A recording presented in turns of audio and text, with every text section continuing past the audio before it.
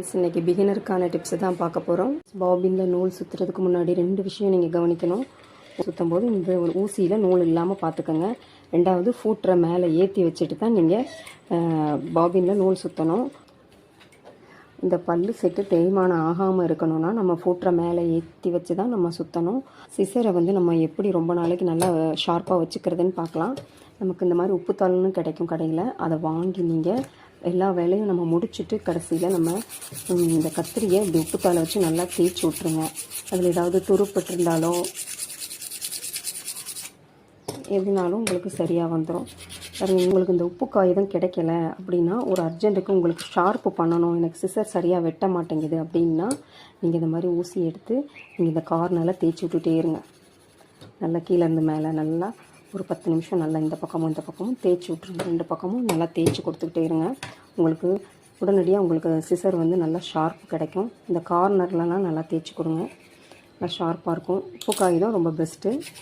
நல்லா தேய்ச்சிட்டு இதை நம்ம எடுத்து லாஸ்ட்டாக வைக்கிறதுக்கு முன்னாடி இந்த இடத்துல ஒரு சொட்டு தேங்காய் எண்ணெய், இந்த இடத்துல ஒரு சொட்டு தேங்காய் எண்ணெய் நீங்கள் ஊற்றிட்டு ஒரு துணியை வச்சு நல்லா தொடச்சிட்டு நீங்கள் அப்படியே வச்சிடலாம். இந்த மாதிரி கை வலிக்காமல் நல்லா ஈஸியாக கட் பண்ணிக்கலாம். இப்போ நம்ம இந்த மிஷினுக்கு நம்ம எந்த மாதிரி ஊசி போடலாங்கிறது நிறைய பேத்துக்கு குழப்பமாக இருக்கும். பார்த்திங்கன்னா இது ஆர்கன் கம்பெனியோட ஊசிங்க. இது நம்பர் பார்த்திங்கன்னா 11ஆம் நம்பரு. இந்த நம்பர் ரொம்ப நைஸாக இருக்கும். இந்த இடம் நைஸாக இருக்கும்போது உங்களுக்கு ஹோலும் குட்டியாக இருக்கும். உங்களுக்கு தையல் ரொம்ப நெருக்கமாக நல்லா விழுகும். இது நம்ம சிலருக்கு எப்படி கரெக்டாக மாட்டணும் அப்படிங்கிறது தெரியாது. இந்த பக்கம் ஃப்ளாட்டாக இருக்கும், ஒரு பக்கம் ஊசி ஃப்ளாட்டாக இருக்கும், ஒரு பக்கம் சொரன்னு இருக்கும். இந்த ஃப்ளாட்டாக இருக்கிறது நமக்கு இந்த நட்டு பக்கமாக வைக்கணும். இந்த நட்டு நம்ம டைட் பண்ணுற நட்டு பக்கமாக நீங்கள் வைங்க. ஃப்ளாட் இல்லாத பக்கம் நமக்கு லெஃப்ட் சைடாக இருக்கணும். 3ஆம் நம்பர் வாங்கினீங்கன்னா உங்களுக்கு தையல் சின்னதாக வரும். 14ஆம் நம்பர் வாங்கினீங்கன்னா கொஞ்சம் கனமான துணி தைக்கலாம். 16, 18 இப்படி உங்களுக்கு இன்ஸ்கர்ட் தைக்கிற மாதிரியெல்லாம் ஊசி உங்களுக்கு அடுத்தடுத்த லெவலில் கிடைக்கிது. ஆனால் பெஸ்ட்டு பார்த்திங்கன்னா ப்ளவுஸுக்கெலாம் 11 ஓகேவாக இருக்கும்.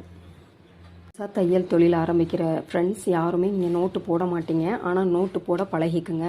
ஆரம்பத்துலேயே நம்ம நோட்டு போட்டு வச்சிட்டோம்னா நமக்கு அதிகப்படியான கஸ்டமர் வர ஆரம்பிப்பாங்க. இது என்னோடய அனுபவத்தில் சொல்கிறேன். நீங்கள் நோட்டு போட்டு அதில் நம்ம என்னென்ன தைக்க போகிறோம்னு ஃபுல்லாக டீட்டெயிலாக எழுதி என்ன காஸ்ட் வாங்க போகிறோம் அது எல்லாமே நீங்கள் எழுதி வச்சுக்கோங்க.